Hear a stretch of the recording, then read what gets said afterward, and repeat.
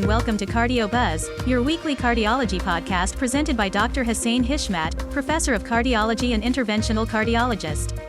The aim of the podcast is to refresh the busy doctor with weekly practice-changing research, conference proceedings, recent guidelines, news, and interviews with experts in the field.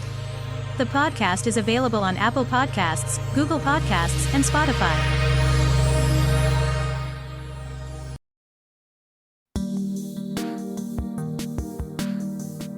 Hi everyone, we are in March and we're celebrating the International Women's Day and also the Mother's Day in the Middle East, some African countries and many European countries. And speaking of women's health, we tend to focus emotionally on breast cancer, cervical cancer and osteoporosis as the major health problems in women, whereas in fact cardiovascular disease is the leading cause of death in women, with roughly 1 out of every 5 deaths in women being due to cardiovascular disease.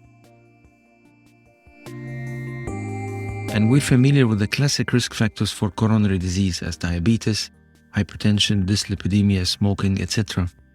But we also forget other risk factors that can modify the development and progression of atherosclerotic and thrombotic disease.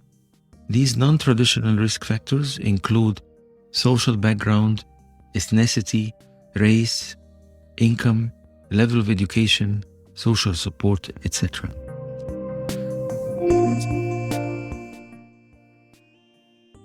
And we are exposed to social stresses throughout our life.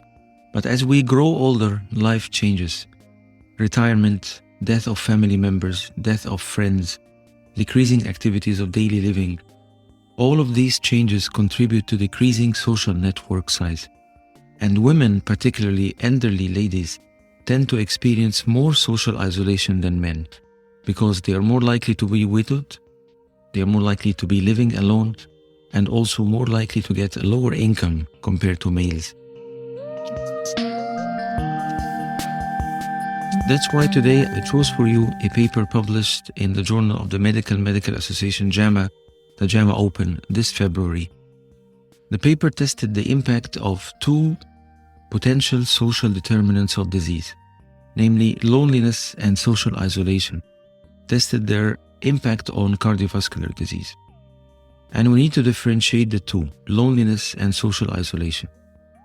Social isolation is an objective measure of social interactions and relationships, whereas loneliness is the subjective feeling of being socially isolated. And we know that they do not always correlate. Some people may feel lonely even within a crowd, and others, introverts, may be well off being alone, not with a crowd.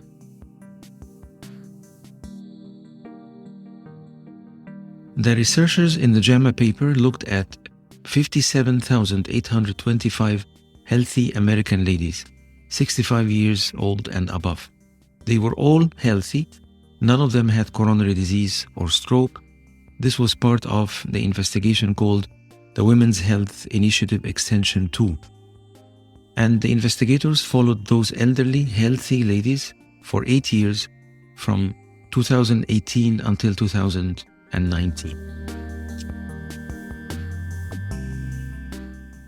They measured social isolation based on an index score depending on the marital status, the living situation, and the frequency of social activities.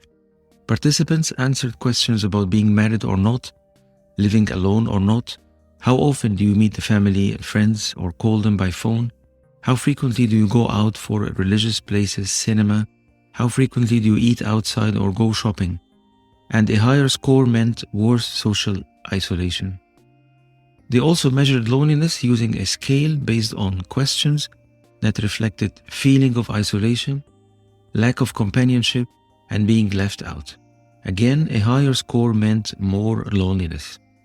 They also looked at other variables like diabetes, depression, level of social support, the quality of the diet, and the level of the physical activities. And what did they find?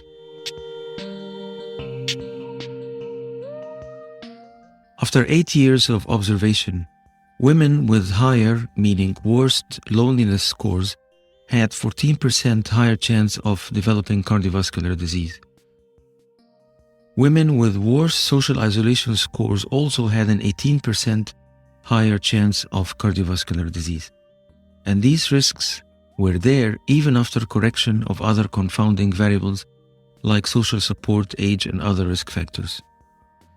So they concluded that social isolation and loneliness can be considered risk factors for coronary artery disease.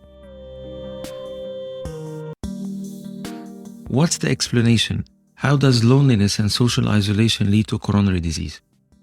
We're not sure, but we can postulate that over time, social isolation and feeling of loneliness disturb the autonomic nervous system, increase systolic blood pressure, and evoke an inflammatory response. All of these may lead, of course, to hypertension and atherosclerosis. The study has limitations, of course. It was just an observational study, and therefore we cannot prove direct causation. But this study highlights the need for further research to evaluate the effectiveness of interventions to reduce social isolation and loneliness, and see if these interventions can protect from cardiovascular disease or not. But what we are sure of is that we need to measure social isolation and loneliness, at least in primary care. Maybe we also need to clear the stigma and increase referrals for mental health assessments, which can now be done by artificial intelligence. But the bottom line is loneliness and social isolation are bad for your mother's heart, so no matter what, don't leave your mom alone. You will find a link to the article in the description of the podcast if you want further reading. I hope you enjoyed the episode and see you next week. Bye. Thank you for listening to this episode of Cardio Buzz. If you like the content, you can follow the show on any of the podcast platforms: Apple Podcasts, Google Podcasts, Stitcher, and Spotify. You will find previous episodes available there. Please rate the show and share the episodes to spread the knowledge and benefit.